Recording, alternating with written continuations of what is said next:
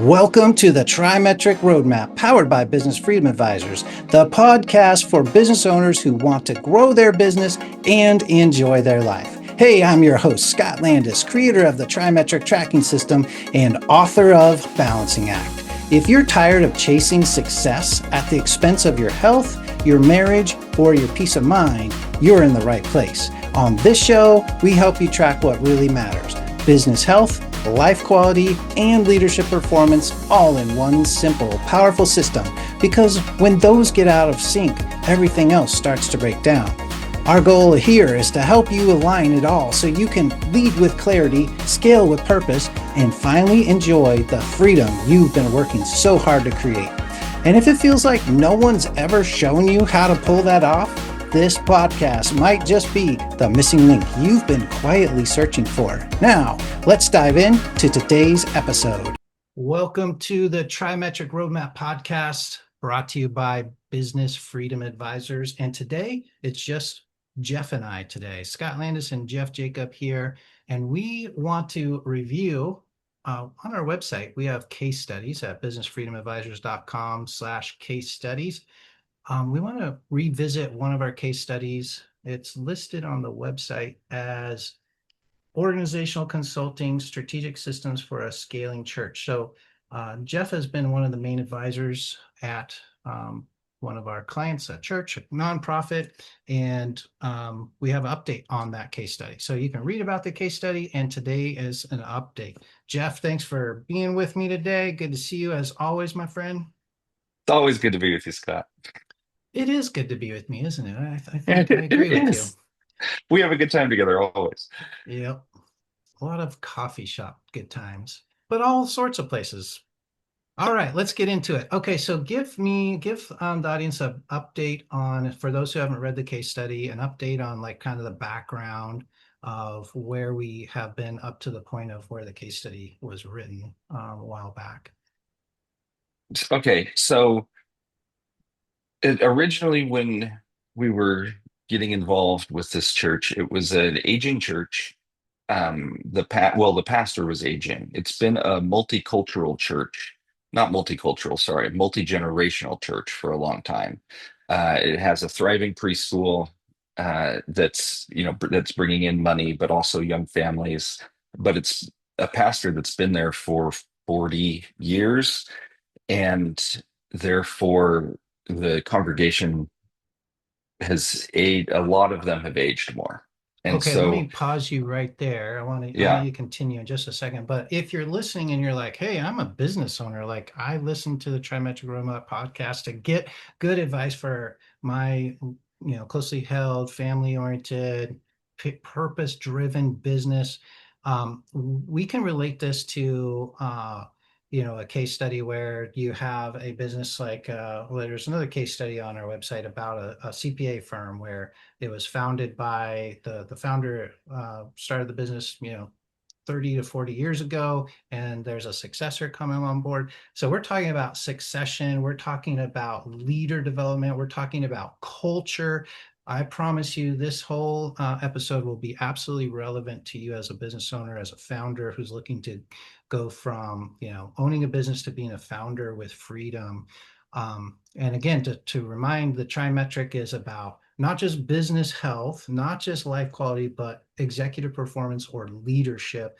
Leadership and culture is the theme of today. So just so you know, this is absolutely relevant to what you're interested in, our valued listener. All right, Jeff, go ahead and pick it up right there where you left That's off. an interesting point, though, too, Scott, because people don't realize that a church really is a business. I mean, you are Mhm. selling people on not a product, but you're selling people on God, and Mhm. you are showing them a preferred future, which is similar to how you do sales with any product. And you have to lead, and you have to lead staff, you have to lead volunteers. In some ways, it's a harder Mhm. leadership uh, leadership journey because you aren't paying the people who are doing things, so you can't Mhm. fire them. Therefore, they don't have to respond to you in a certain way. Let It, me but just double go. I'm yeah, sorry, go no, go ahead. ahead. No, Oh. but it's very similar leadership wise to Mhm. any organization. And this church is dealing with a $2.5 million budget, also providing a service of a preschool.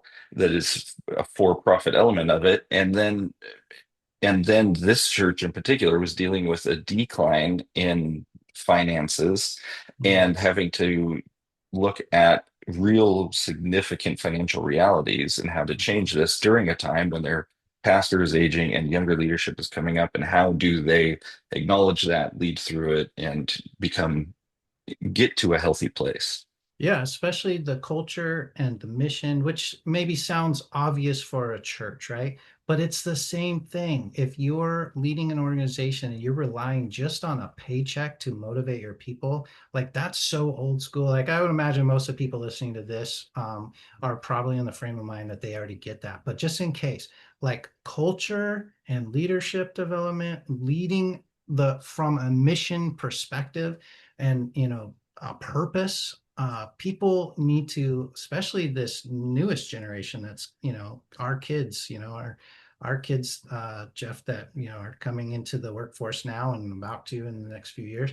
Like they need to know that there's something higher calling, higher purpose driven about the organization. So, if you're a founder or a successor listening to this, like this is absolutely like get ready to take notes because when it comes to motivating people, you know, especially if you've got volunteer staff, if you've got people that really are just about the cause, and yeah. So I'll stop yammering so you can take it from there. Thanks, Jeff. And if you're as big of a fan of the irrefutable laws of leadership as I am, you know that there are multiple ways to pay people. And especially with the younger people coming up today, Good point. there it's definitely not all about finances. People want to be seen. There's some people that want to be seen. There's some people that want recognition. There's some people that want control. There's all kinds of different ways to pay people. That's not just financial. And it's important to see people and round that out as well. So that's where it stood with this church. If we get back to what we've been working on with this church in particular, that's where it stood. And so we got involved with them in terms of the how do you handle a leadership transition? How do you handle a change in generational? They sit in terms of generational clients, you should Mhm. say, or the people attending the church who are coming in and a younger generation. How do you handle that change? Acknowledging the different needs, and then really acknowledging and building up who the next leader really is too. Mhm. And so Yeah, there was a lot of change that needed to happen in this church. yeah, and to add to the drama of the situation in this case study, I'm looking at the case study right now. One of the points here is a balloon loan on the property was threatening some financial stability and required urgent attention. And I know that's something you personally worked on with this client. So how do you manage the culture, the leadership, the transition, especially when there's something, that affects the business health as well. So that's another part of this story. And I think that's Yeah. part of what the update is. So yeah, I'll let you take And it from that's the there. biggest update. Yeah, I mean, there's a lot of updates with this client, but Mhm. they the big thing is that they couldn't afford their mortgage anymore. And they either had to lay off basically all of the staff or get rid of their mortgage. And so they had extra land they were trying to sell, but nobody wanted to buy it. But what did happen is another local church came in and said, we don't want to buy just the extra 24 acres. We want to buy all of it. They had a they had a large loan of $3.5 million loan, and these people came in saying we want to buy the whole thing for 8 million. And so this church ended up selling that property for $8 million, and that just closed a week ago. And so they were able to close that sale and then have what $4.5 million to be able to invest and now be debt free and invest in the transition of relocation of where they wanted to go. So what we did was Sorry. to help them. Oh, go ahead. Let me back up a little bit because I know that your role specifically with Business Freedom Advisors, you're kind of our key person when it comes to financial guru, all things forecasting, all things valuation, CFO type stuff. So I know that there's a lot more you could unpack there. You had the role in this particular situation to really understand even like property value. So obviously for BFA clients, you are able to help them understand what the value of the business is. It's a different situation with churches, but in this Mhm. case, like I know that you were very much into the numbers, and maybe there's some part of the story you could share when it comes to the value of the. I mean, there was a lot of negotiation that had to happen. There's a lot of like hoops that had to jump through on that whole transition of the property. So, anything you want to add there? Yeah, sure. So this church had a total of 30 acres. 6 acres was used for their building and parking and everything. The rest was just land, bare land, and in a place where there's not a lot of bare land. And so, uh, and so they got a valuation and they were working with a soccer club to build out soccer fields in the area there. And that soccer club was originally going to lease. It didn't work out, a long-term lease, but didn't work out to just lease because of their fundraising efforts. So they said, no, we just need to buy it. The property got valued at $3.5 million based on that usage, because property gets valued based on what you can actually use it for. But then the property value, but nobody else wanted to buy it for that. The soccer club ended up saying, we can't raise that much money. It's not going to work out for us. And so after a few years, they said, we can't do it, which put the church in a really bad place, because they were allowed to pay interest only payments up until or while the sale was going through. Oh, And that's where the bridal loan came in. when Okay. the sale fell through, they had to start paying their full mortgage payment and then get caught up on it too. Mhm. And so that really put them in a place where they couldn't afford it anymore. And so we went out looking, okay, what's the market value now of this property? And there was nobody else who wanted to buy it for that use. And so therefore the value went down from 3.5 to 2.5 million. Sounds like a And crisis. yeah, and with a $3.5 million loan, that means now you have to get a new loan on your original. If they were going to sell the 24 acres for less than what they owe on it, then you would have to get a $1 million loan on your current property. Interest rates are higher now, a lot of issues with that. Mhm. And so, it didn't work out cost wise to be able to do it. Plus, there weren't any buyers. There weren't any buyers to purchase it. Nobody was saying, I want it for any price. Mhm. And so what ended up happening is we went to this church that we knew is growing and has ambition to do certain things. And so we went to them and said, would you like to buy this 24 acres? They said no, but we do want to buy the 30. And so they came in and we negotiated price and ended up being the bare property plus the building, all 30 acres ended up being worth $8 million. And with that, you can pay it off and have 4.5 million Mhm. left to be a launch into what you want to do. And I have Yeah. more to say about that, but you have something you want to say. Yeah. So, and obviously that gave that situation a lot of options that they maybe weren't thinking about before. So yes, we'll come back to that in just a second. I just want to take a quick tangent because uh, I know how detailed you get into the numbers, and I just want to make that clear. Like you're kind of, and it's okay for this scope of this time here that you're kind of glossing over some details, but I've seen you like go into the minutia of stuff, and that's part of what I really appreciate about your contribution to the team here. Is like probably, I mean, it might be fair to say that they wouldn't be able to pull all this off, what you're about to like, lead into, without a really strong grasp of the numbers. And it reminds me of another case study, another client that we've been working on recently in the dental world. So, the idea that you're talking about, nobody wanted to buy it. And I think a lot of our listeners can relate to. I might be in the place where I'm looking at, yeah, I've got a business valuation. I would love to retire. I'd love to somebody to come buy my business, but there's nobody like pounding on your door.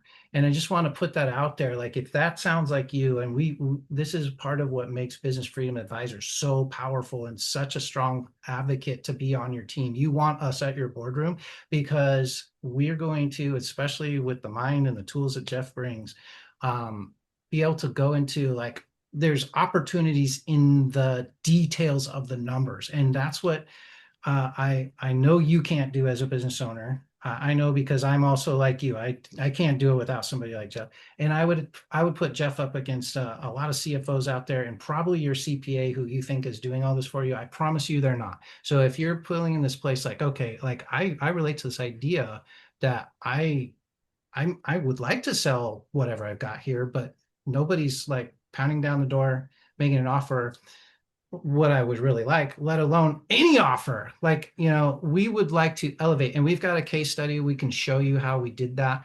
So teasing to a next episode in a couple weeks here, where we'll go deeper into that. That idea like, okay, a business offer can be saved or elevated or make you in a position where you all of a sudden do have people pounding down your door. So just a teaser to episodes to come that I wanted to throw that in there, Jeff. So thank you for that. I'll let you go back to where you left off. Yeah, that's funny because usually you try to pull me up out of the details. So I'm trying to I'm trying to summarize. But there really are a ton of details. Mhm, Nothing actually has any value. Even a dollar bill doesn't actually have any value. You see that with the collector's bills they have. mhm, Every everything is worth what somebody's willing to pay for it. That's mhm, what the value is. There's no intrinsic value to anything. And so a big part of selling anything, whether it's a business or a property or a product, is making it look more valuable to mhm, someone. And there's ways to do that. Is it cheaper? Is it better? You know, is it cooler? You know, what mhm. what are the different things? What are the different benefits to this one? Yeah. And Yeah, so there's so it's many intangibles that can be added to the valuation of your business. Yeah. right. And and of course, the finances have to look a certain way. Even Mhm, the even a couple of these businesses we've been working with, they their books just look terrible, and so people are giving them lower values mhm. than they actually could get, Yeah. which is why I say what they're worth. It's lower than they're actually worth because the books don't look good. And Mhm, if it's about and that gets it, there's a lot of details in that I'm mhm. glossing over. Yeah. But Yeah. Good. That's perfect for now. yeah, We've got about hmm 7 more minutes. So go ahead and so see where you left off was they ended up with they because ended of up with the 4.5 million mhm, because of it. mhm, And what I really admire about the leadership of this church in particular is that the senior leader didn't get caught in what has been. There's mhm, been incredible success at this church. Incredible success. They've been they've produced nationwide and worldwide, really, but especially nationwide documentaries. There's about what they do. There's partnerships and serving the community, partnerships with schools, all these things. They've had great success, and this guy wasn't caught up in what has been and trying to hold on to the past, but is just focused forward on what's best for us moving forward. And so he didn't get caught up on the organization being tied to a specific building or property. And because if he did, the church would have just died really quickly. They would have had to close the doors here in a matter of a few months, unless their organizing body would have jumped in and fire everybody and just hand over the keys to the the denomination and say, "All right, it's yours. What do you want? What are you going to do with this property?"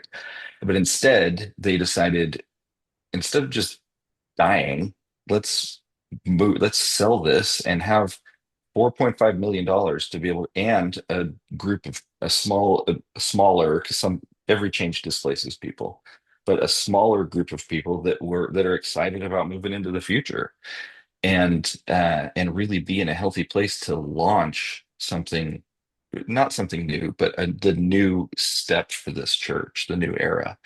And so being future focused as opposed to being caught up in what has been was really key for them. And so now they're building up the younger leadership. They've acknowledged who that is through a vetting process, acknowledged the younger leadership. The people who were in the way of that have left. There was a operational executive pastor uh, who saw what was happening and said, it's not right for me and him to be here.